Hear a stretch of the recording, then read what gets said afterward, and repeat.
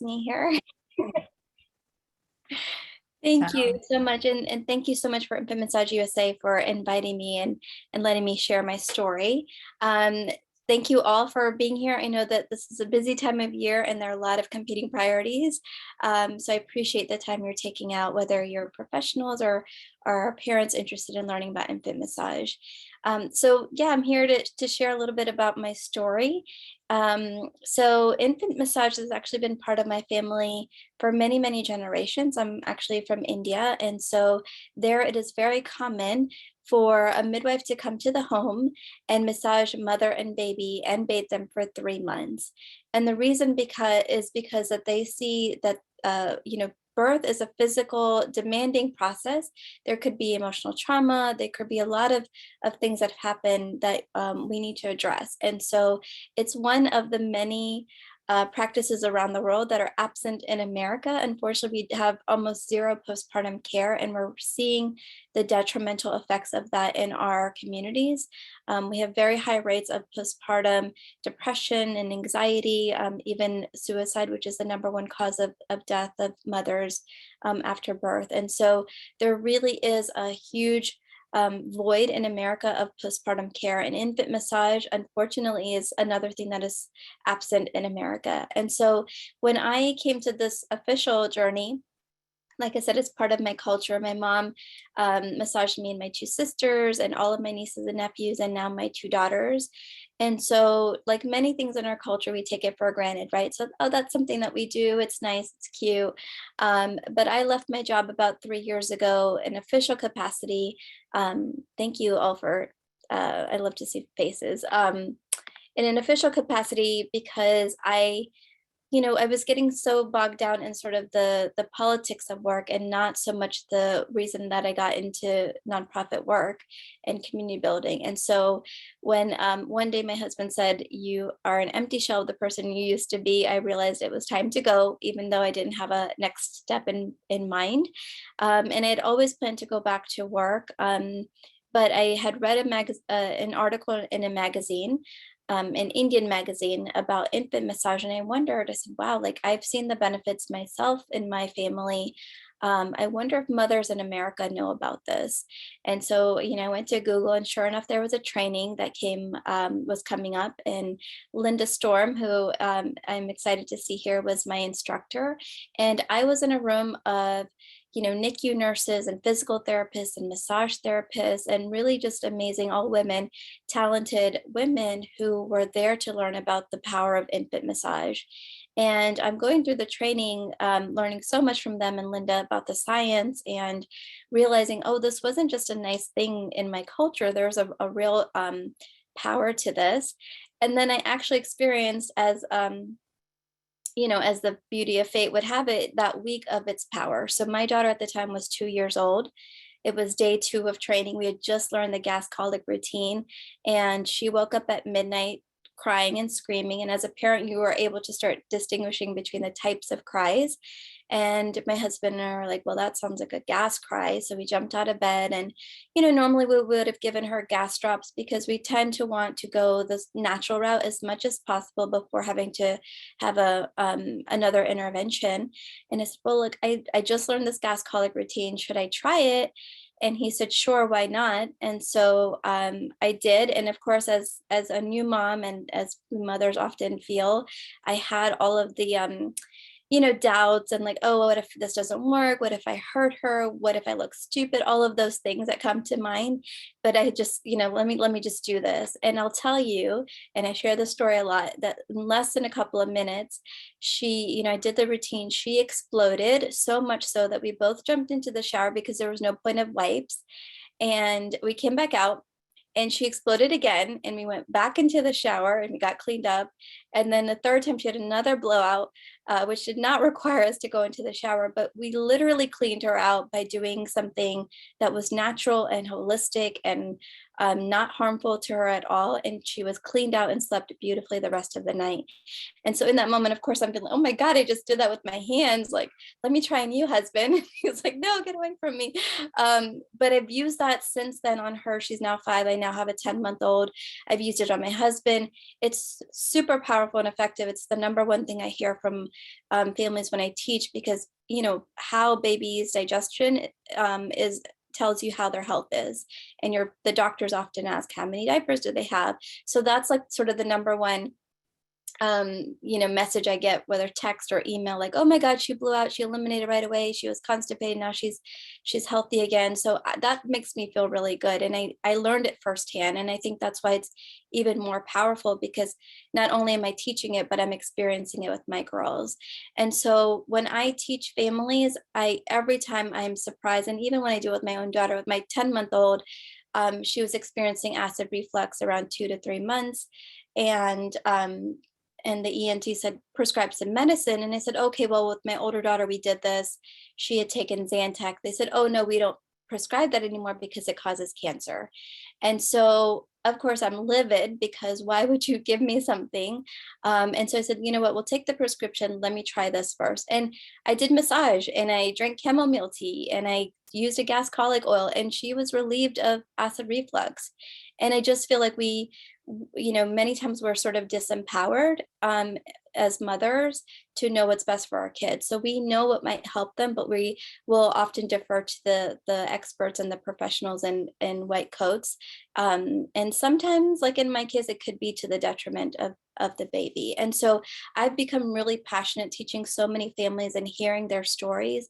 I mean, it can be something tangible, like my baby eliminated, or my baby finally slept through the night, to, you know, I can connect with my baby more, or I understand what she's saying, or I'm a father and my daughter never smiled at me until today when I massaged her. So the power of baby massage, I think, is the most underutilized tool in America today.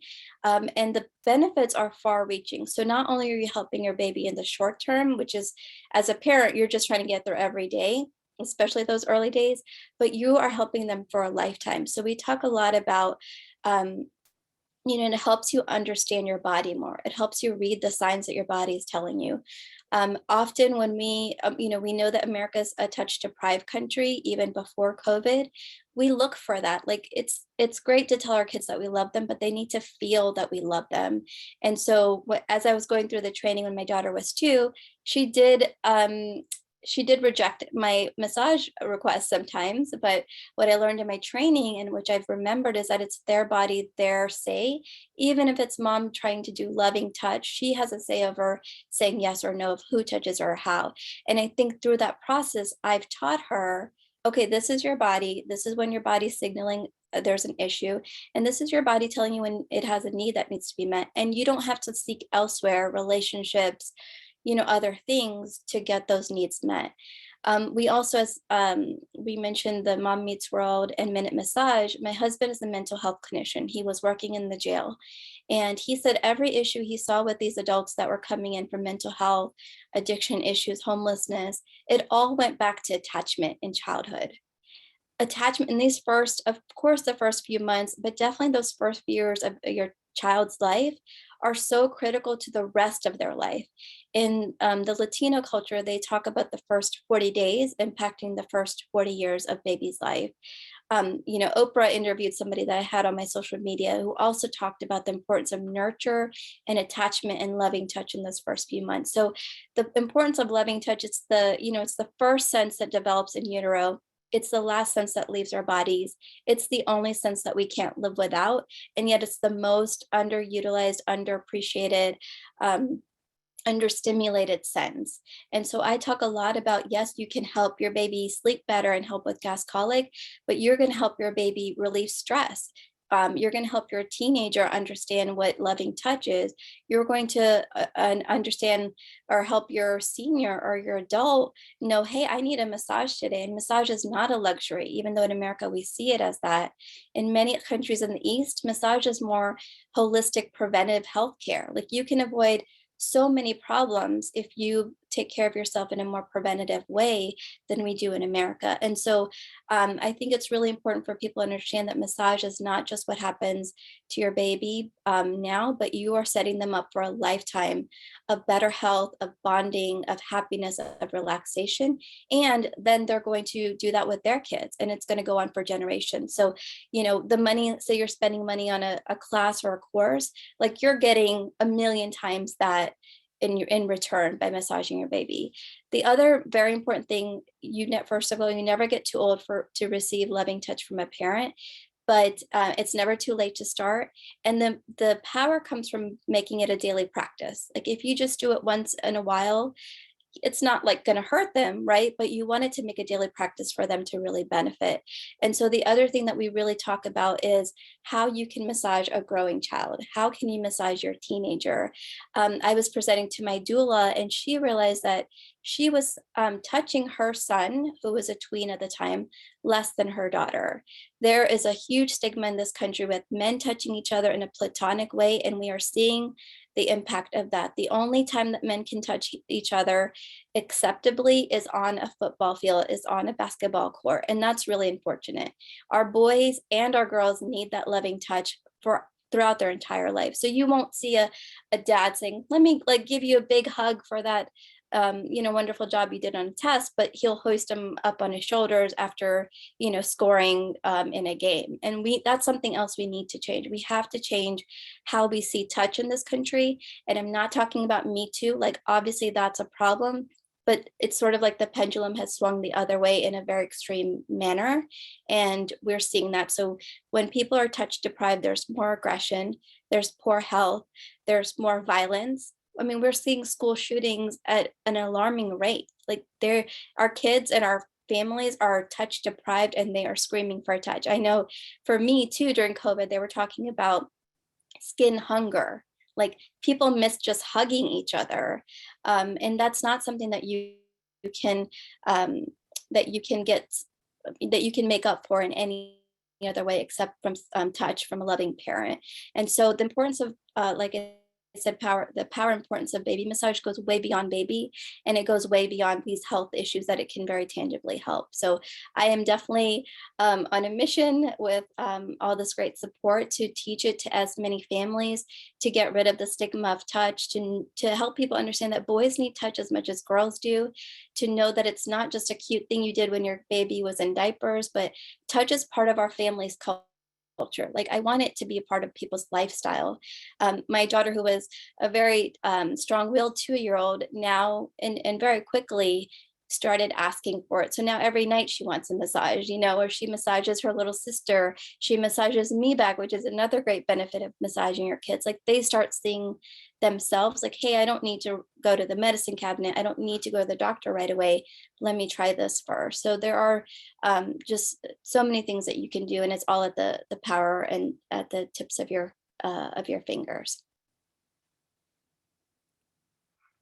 Does anyone have any questions? Because I can keep talking about the importance and all the benefits. And, we didn't really talk about all the health benefits, but we mentioned a little bit. So improved sleep, longer and deeper sleep patterns, especially if you do it right before bed. If you massage baby for 1 month, you're increasing the number of white blood cells they are producing, which means they can better fight off infections. These days, with every new variant coming, what the best thing that we can do is keep our lifestyles healthy in terms of how we eat, in terms of stress and relaxation, in terms of movement. And massage is part of that. For me, it's part of my family's tool chest of how to stay healthy. We also incorporate oils into that. You can, like I said, help relieve gas colic, constipation, acid reflux. It decreases postpartum depression because as you're massaging baby, you're releasing oxytocin just as baby is, which again could directly impact the sort of epidemic we're seeing in this country with mothers and PPA and PPD. It helps with mobility, brain growth, physical growth. A lot of people from where I'm from tend to be petite. So what we learned is the founder of this organization went to an orphanage in India. It's a developing country. You would expect babies to be malnourished, right? But when she probed further, she found that the older girls in the orphanage were massaging the babies. So in India, massage is just part of people in the slums are massaging their babies. So I don't want it in America to be something that like people that are, high income or high whatever, only they massage their babies. That would be a travesty for all the babies in this world that deserve the power of loving touch from their parents. It helps with pre-verbal communication, increased eye contact. It's great for fathers and parents, partners to do because in those early days, there's very few things that the partners and fathers can do, but this is one way to improve bonding. It also shows sort of the fathers, like it's a their kids can see them in a less stereotypical, gendered stereotypical way, and see them as someone who can provide care in a loving way and help them feel better. So the benefits in terms of the health are just so many, and those you'll see right away and long term. I just wanted to make a comment really quick Yeah. that a couple of nice compliments in the chat. Christine said she greatly appreciates you sharing your story and the insight about into loving touch, and what you've said about touch in America is so true. Thank you for presenting. We're really fortunate to have you here. And I'm just wondering myself, because you said that infant massage is very normal, or even just massage in general is very normal in India. And when you took the certified infant massage class, how did it differ, or was there any differences? You know, I think as Linda is a great instructor, I just learned so much about the science behind it. And so when something is just part of your culture, you just take it for granted. Like that's something that we do. But my mom didn't tell me all of the benefits. You know, she just said it's good for baby and it's good for bonding. The other sort of I guess main distinction, well, there a midwife will come and massage mom and baby, and then mom sort of takes over. And here we instruct mom or partner or father with one of these massage dolls, so that when I leave or when an instructor is done, they're like, I got this, I know how to do it, as opposed to, oh, like that was too much, I don't even know what she did. And we had a great 2 4 week course. And so that's a major distinction. But I think with the training, it solidified the why, as opposed to just like, this is something that we do that's nice for and good for baby. That's amazing. I am so impressed and so happy that you came to speak with us and shared so many personal stories. I can totally relate to the tummy issues with your babies. So we're wrapping it up, but I wanted to see if there was any other questions before we move on to the last part of our seasons of nurturing. Anybody else have any quick comments or questions they'd like to ask? I have a question. Thank you so much. This has been, I got in a little bit late, but I'll go back and catch up on it. But thank you so very much. You just reinforced everything. Absolutely. And all the stuff about the US and not enough touch is so true. But my question is, how do you help parents to transition from massaging their infants as the children get older? Because there is this stigma about touch, and there's all this fear of, you know, sex abuse. And so do you have any guidelines for that or help with that? That's a great question, and I kind of see it in two parts. So with toddlers, as we know, there's a lot of exercising of autonomy, as I mentioned with my daughter. With them at that age, you can incorporate songs and story more. So you can use the back of their, you know, if you're massaging their back, you can tell a story on their back. You can ask them, right? You want to ask them, like, do you want your left leg massage today or your right leg? Do you want to help me massage or mix the massage oils? Do you want to give mommy a massage? So they really feel a sense of ownership over the massage experience. And then for tweens and teens, I think two things. One is sort of changing the narrative, right, in the conversation, so that when you're talking to parents, especially for fathers, that's really hard. Like my heart goes out to men in this country, because even if they want to, you know, show love. There was actually a founder of a company that I was talking to. She said her husband massages their teenagers, the boys. And I said, that's unheard of. I've never heard of that before, not even in India. And she said, well, his father used to massage them. And so there really is this sort of like generational lifestyle that you can create.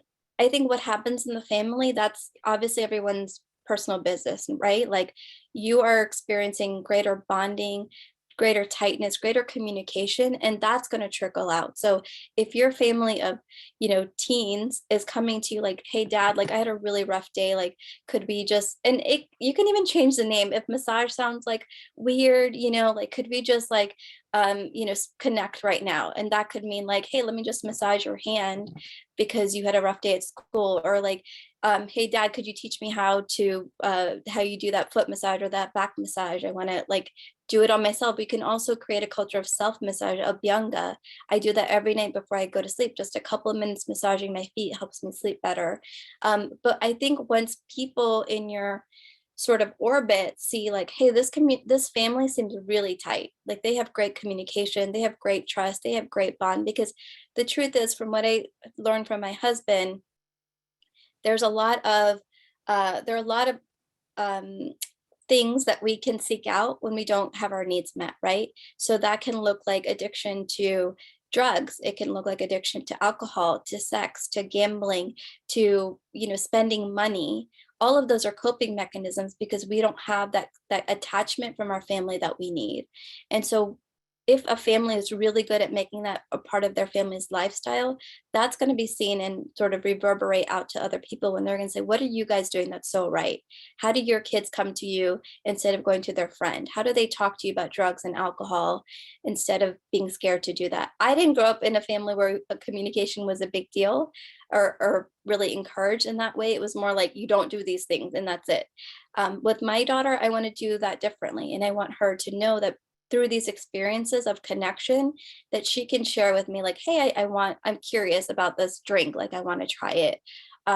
So I think just like getting really good as a family privately will help make it easier as a society to kind of ripple out, because that's all we can do, right? Like, at least for now, I think I Am USA is doing great. And I think we want to make infant massage a part of, doctors don't know about it. I've had a mom who said, my doctor said that it's not safe. And yet he was prescribing a steroid for the baby's 6-week-old eczema. So there's a huge gap in this country about what infant massage is and how safe it is. We're not doing deep tissue massage, like you're massaging with your firmness, your strokes. And so I think that the ripple effect will happen if we start with these families.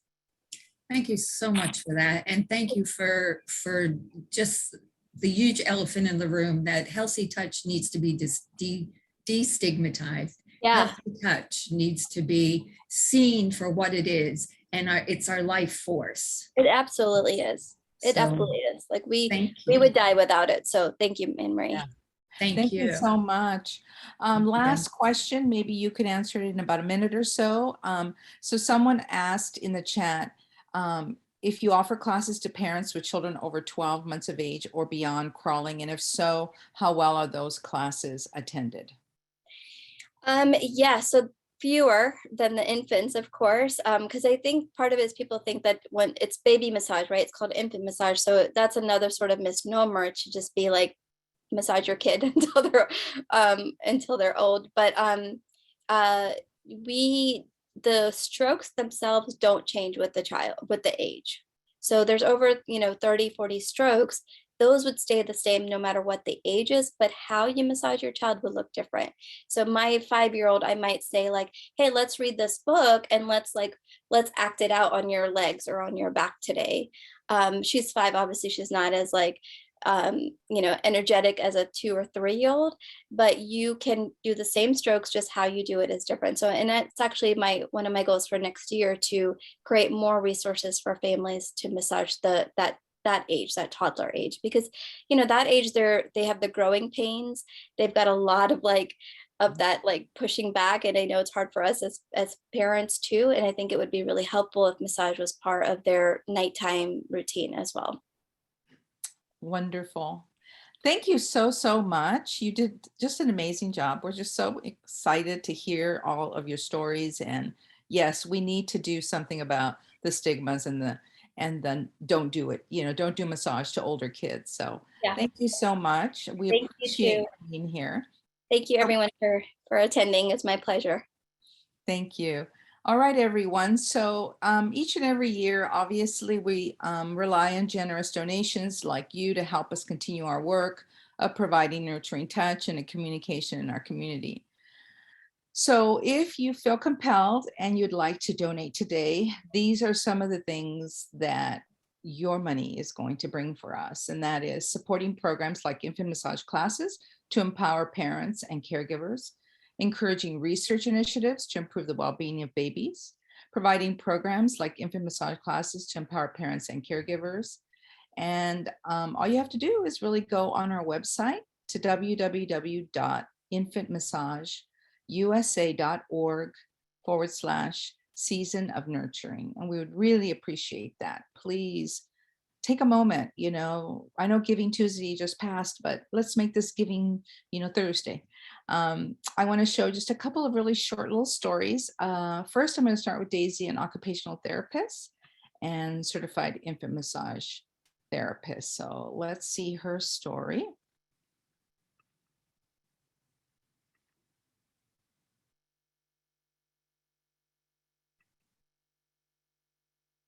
Hi everyone, I'm Desai-Seltzer. I am an occupational therapist in early intervention, short for EI. I work for the Cuyahoga UpDD, and I live in Lakewood, Ohio. I feel fortunate to serve the community where I live, the west side of Cuyahoga County. I work with infants and toddlers from 0 to 3 years old. And as a pediatric coachee, I help children reach their milestone for a play-based therapeutic approach using the coaching model. The EI program is a fantastic opportunity for children to learn in their natural environment, primarily their home, but also in the community.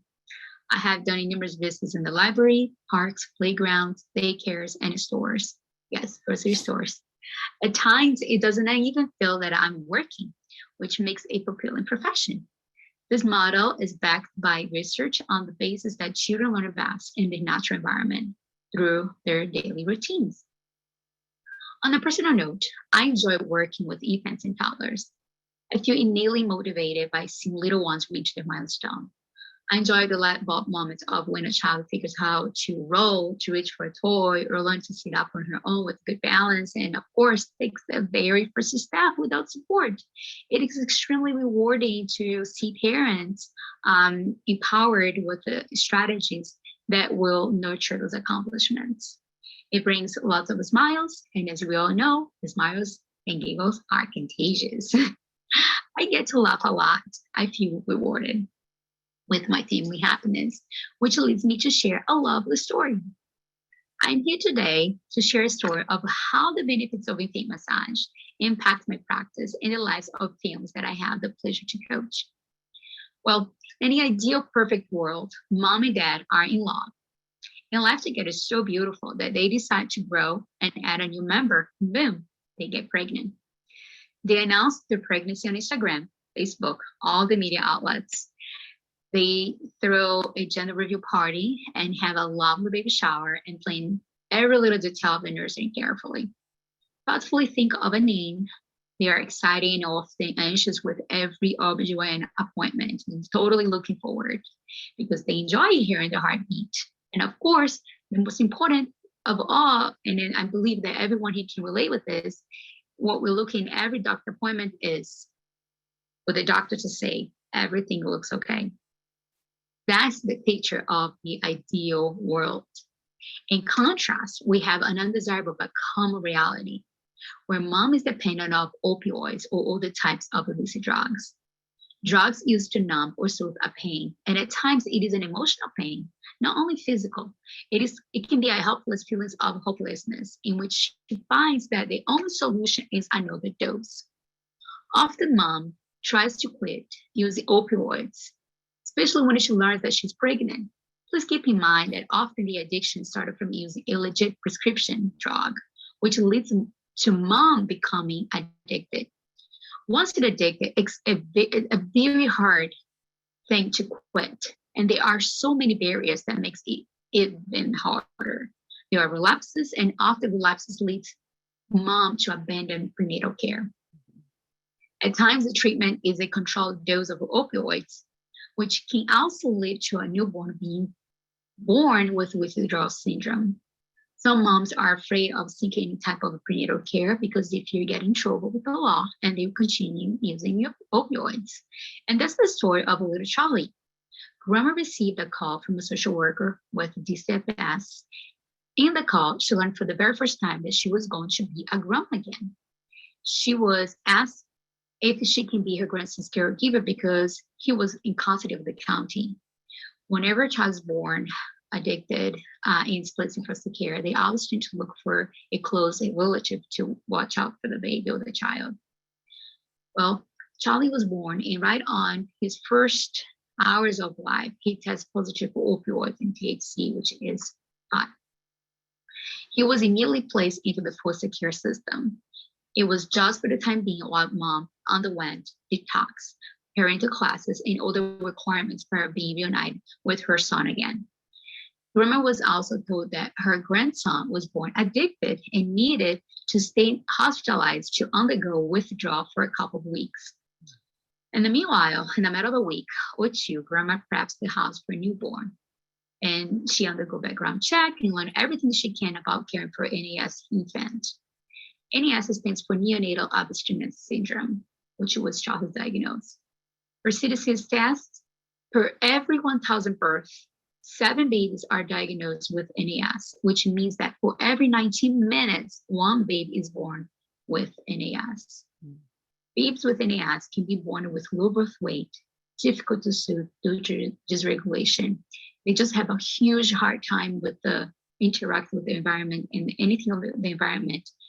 Processing all the stimulation is very hard for them. That leads to sensory issues. They may have a high pitch cry, tremors, difficulty with feeding, and to gain weight, difficulty with regulating their own body temperature. They may have vomiting, diarrhea, low muscle tone or high muscle tone, and sensitive reflexes. It is very important for caregivers caring for a NAS baby to be educated on the common withdrawal symptoms and behaviors. It is also very helpful for the relationship of a baby caregiver if the caregiver have a good social support network to provide respite when needed, because NAS babies tend to cry a lot more than typical newborns. They also have difficulty with falling asleep and staying asleep. That's when the good support system is important to give the primary caregiver a little break to catch some well-deserved sleep. To restore, sleeping is also very important for baby, especially for the development of a baby's brain. A baby with a good sleep and waking cycle is also a baby who has learned to habituate to her or his environment. It is one of the very first self-regulating skills. Well, little Charlie had a difficulty adjusting to his environment. In fact, little Charlie was a textbook example of most of the symptoms that I listed. He was hard to soothe and cried a lot. Thankfully, Grandma had a couple of retired neighbor friends who enjoyed rocking little Charlie to sleep during the day. But through the night, she had to do it all on her own. Charlie also had the typical tremors, and those tremors were even more visible when he cried. He also had a high muscle tone, which is called hypertonia.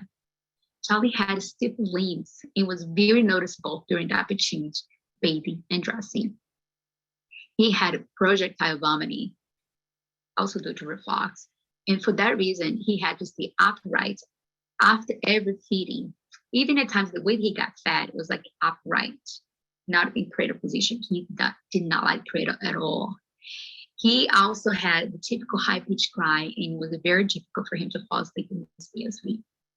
I started seeing him when he was about 10 weeks old. We discussed about having him in a low stimulation environment. We talked about swaddling, kangaroo care, which was putting Charlie on the chest, skin to skin contact to help with the body regulation and attachment. And we talk about rocking. Charlie, like I said, he hated cradle rocking. He only liked upright, vigorous, rhythmic bouncing. It was a workout for Grandma.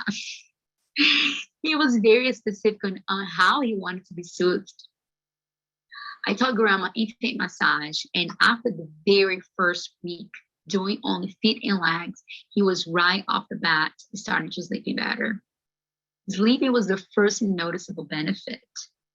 And by the time we completed the 4th week, he was asleep for 7 to 8 hours. And Grandma was very happy. For a NAS baby, 8 hours of sleep is fantastic for both baby and caregiver. She did not mind at all that he was waking up once a night around 3 or 4 in the morning and going right back to sleep after the bottle. So we're adding, so he's sleeping 7 to 8 hours, waking up 3 or 4, and he sleep another 3 hours, 3 to 4 hours solid. This is fantastic. And then also a huge contrast from waking up literally every other hour. As an OT, I noticed that he was less stiff. Well, in the perspective of infant development, less stiffness and better regulated is equivalent to a better tolerance with the environment, with the challenges. So now this baby was able to tolerate tummy time and the challenging positions that I would show grandma during the EI visits. He was better regulated at all, I mean, like with his entire environment. He was then crying less, engaging more with the grandma. And there were many more opportunities for joint attention, which is very important for social emotion development. The exchange of looks and nurture interaction, followed by baby giggles. My goodness, an infant giggle is way more desirable than a high-pitched crying. Grandma was doing feet massage religiously every night and sometimes 2 times in a day. They both enjoy the nurture interaction promoted by the joint attention and the loving strokes that provide the proprioceptive input, which is a term that we use when we squeeze. And we have proprioceptive cells throughout our entire little body, and those are so welcome in child development, because that's how kids, they will thrive. So the daily strokes not only help the child to self-regulate, to adjust better to his environment, it also helps bonding and attachment. Infant massage promotes emotional intelligence through early caregiver and baby nurturing touch and interaction. Charlie hits all his gross motor and fine motor and adaptive, which is his ability to self-soothe and, eat and sleep and cooperate with the dressing, and his social emotional milestones on his own time. By the time he was 12 months old, he was developing almost at the same pace as his peers. By 18 months, he was doing very well in all domains of development and slightly ahead for communication. He was a talkative toddler. Charlie is now a preschooler, and he was reunited with mom around his 2nd birthday. Mom has been clean since then, since I heard, and he spends the weekends with the grandma, and he's doing great. I hope you all have enjoyed my story. Have a good day. Such an amazing story. Thank you for being patient and listening. A couple of questions have popped up in the chat. I just want to address them before we end today. Okay, Marina, what information can we offer prenatal moms who are interested in learning what type of nurturing touch mommy could try while baby in utero? Okay. And I love your response. Massaging the belly is a great way to start massage in utero. This is from Khyati. There is more to know about the impact of mama's mental health in a baby. That's a really good point, right? That one of the most important things about the time that you have the baby inside is that that's the most freedom you're ever going to have. You should take the infant massage class. You should prepare yourself. You should be ready for this, amazing journey that is going to be quite an experience. Somebody also mentioned that they have a friend who's certified in prenatal bonding program, more well-known in Europe. I think that we are really fortunate to have the opportunity to reach out, and like the comments you made, I think earlier, Khyati, was that even doctors sometimes don't understand infant massage or don't feel like it's something that should happen early, or in their mind, it's not, they're so busy, there's so much going on, they don't think about it. So we definitely need to be reaching out to our medical practitioners, our clinics, our hospitals. And I think it really makes a difference in us putting the word out that this is something that should happen early and not wait until the baby is here. All right, so we have about 15 minutes, and I just want to show Linda's video, which is a short video, and she's a trainer and founding executive director of Infant Massage USA. And also, I think Linda was your teacher, right, Khyati? Yeah. So that's kind of cool. So let's hear Linda's story really quick.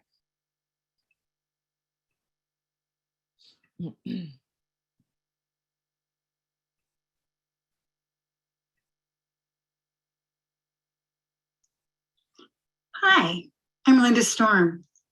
I'm a certified educator of infant massage. I'm an international trainer, and my background is in elementary special ed. One day I read an article in the Washington Post about a woman teaching infant massage at the Children's National Medical Center in DC. It intrigued me. I thought, that sounds pretty amazing. How important is touch?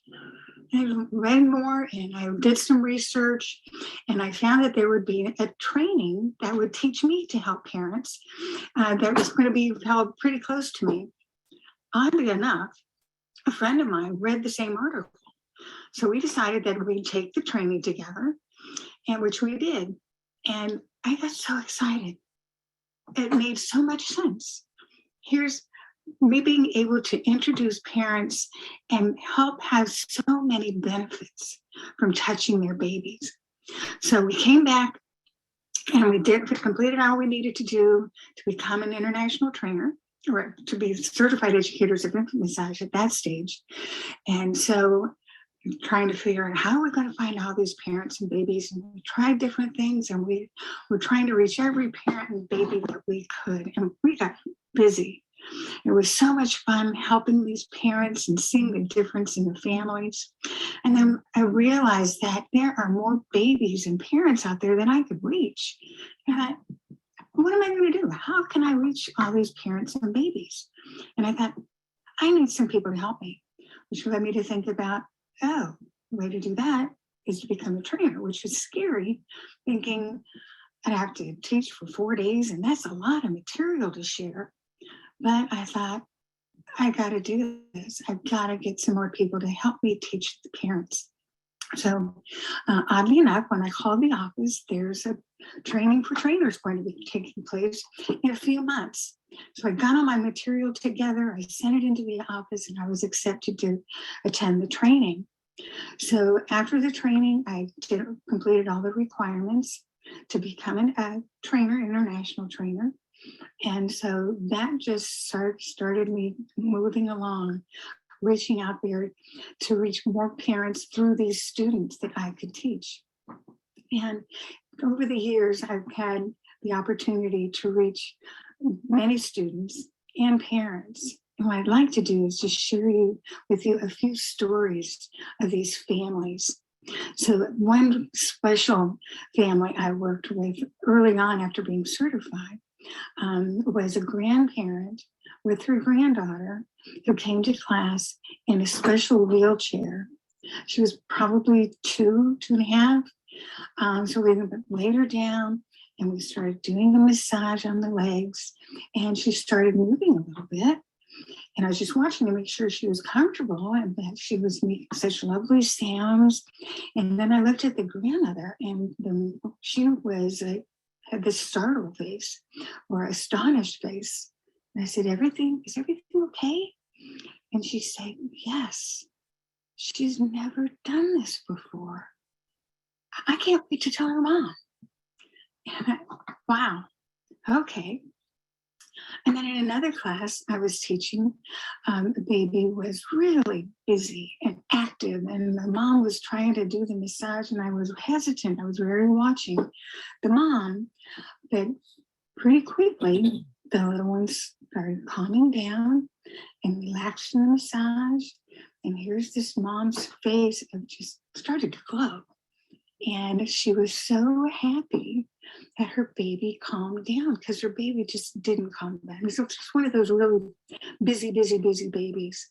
And so we learned at the next class, because mom took the baby to childcare. And when she picked the baby up from childcare, the provider said, "What did you do?" And she said, "I took a baby class today." And she said, the baby was so calm the rest of the day. It was amazing. And another thing similar was when I was working at a special care nursery, and a mom came in with her probably 2.5-year-old, and here again, that baby was moving around, and with the 2-year-old got a lot longer arms and legs, and I wanted to see what was going to happen. Sure enough, that baby calmed down, that baby relaxed, enjoyed the massage, and you could see in the parent that she was more relaxed. She was so happy. She had noticed how beneficial it was for her 2-year-old. And so it was a special care nursery. So she took the baby back to the child care, went back to work, and then later she picked up the child, and at the next class, we found out that the child care person also was saying, "What did you do?" And also that baby took a nap, and a long nap. So the baby was doing good because we don't take a nap every day. But here, the baby took a long nap, was relaxed, and the mom was just so happy that she could do something with her baby that was natural. It wasn't that, oh, I've got to do this therapy or that therapy, that this was a time when it was just the two of them enjoying each other's company. In that same special care class, there was a baby on a feeding tube. And so we were careful and did the massage, and the baby enjoyed it. And of course, the parent took the baby back to the child care. And then we found out at the next class that not only did the baby struggle to take 2 ounces of milk, but it turned out that at the next feeding, the baby took 4 ounces. Talk about astonished. So, the baby, of course, infant massage stimulates all the systems of the body. And like adults, that, afterwards you want to cleanse and drink fluids. And so here's this little one, less than 6 months old, just drinking that milk in, which was so beneficial to that family. I want to check and make sure I'm getting all my details here. And then during COVID, I had the opportunity to work with a teenage mom. The grandmother contacted me to see if I would work with her. And of course, I'd be happy to. Because the grandma was feeling that the daughter was paying too much, or needing too much help from her. And she really wanted to help that bond be between her daughter and the grandson. And so she also mentioned that she felt that her daughter might be having some depression. And so I worked with the mom as I normally would, noticing how she was caring for her baby, how nicely she was moving him and making sure he was positioned just so, and talking to him through the massage. And I just noticed the baby with her and how, oh, look how engaged he is. Look how he's enjoying that massage. Do you notice anything different about him? And the baby had relaxed and really enjoyed it. And we had nice discussions, which gave her an opportunity to have conversation with other than her parents. So at the next class, the mom said that he was much happier, much calmer, not crying as much, and that even her dad noticed how different the baby was feeling. So by the end of the sessions, I could tell how confident she had become, that she knew her baby's needs. She knew how to respond to him, and that we could see just that relationship flourishing together. So it's so beneficial to have these opportunities. And as an educator, it's wonderful to see those interactions like I've shared, but it was also wonderful as a trainer to be able to replicate myself and find other people out there with the passion and get them excited to do this wonderful work. And as I hear from them, hearing what a difference they're making and how happy they are in doing this work. And so, and I'm thrilled that I've had the opportunity to get more people helping me to reach parents and babies, because I knew I couldn't do it myself. So that's why I'm thankful to you for listening and that you can help us make a difference. Bye. Thank you, Linda. I know you're in the room. Hi, I'm Linda Storm. I'm a certified educator of infant massage. I'm an international trainer. Sorry about that. So thank you, Linda, so much for that wonderful recording that you did for us and for all of your commitment and for teaching so many people. Okay, I think we're just about done for today. And I just wanted to look in the chat to see if there's any, looks like we're pretty good. I don't see any questions. A couple of just, thank yous to our speaker, to Daisy and Linda, to all of our participants, those wonderful questions. I'm really excited that you came today, and I hope that many of you will be with us tomorrow. We have our lunch break story that starts at 1 again, and it'll be with Jen. It'll be live with Jen, Tedder, and Benita Costa. So I'm excited because they're going to share with us their story and how they became involved as infant massage advocates. So again, Khyati, you did an amazing job. Thank you so much. You may want to look in the chat because there's a couple of messages for you. I think that's it. Cherise T, is there anything I left off, or Ashley F, anything that you want to add before we say goodbye?